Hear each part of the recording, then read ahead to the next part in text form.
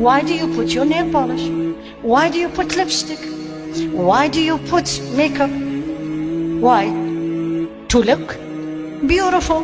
It is your choice. That's what I tell a woman. It's your choice. Alhamdulillah, I won't be able to defend you even if I want to. Because what did Allah says in the Quran? No soul will carry the burden of the other soul. So anything you are doing to make yourself prettier, and that beauty is going to be shown publicly, think twice. Whatever age, that don't show your beauty.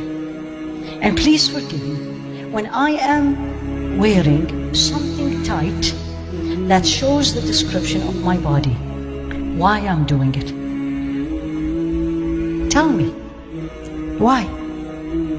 Because you are waiting for someone to tell you what a beautiful body you have. Or you feel beautiful. Sometimes you don't even want anyone, but you want to feel beautiful. But don't show it outside.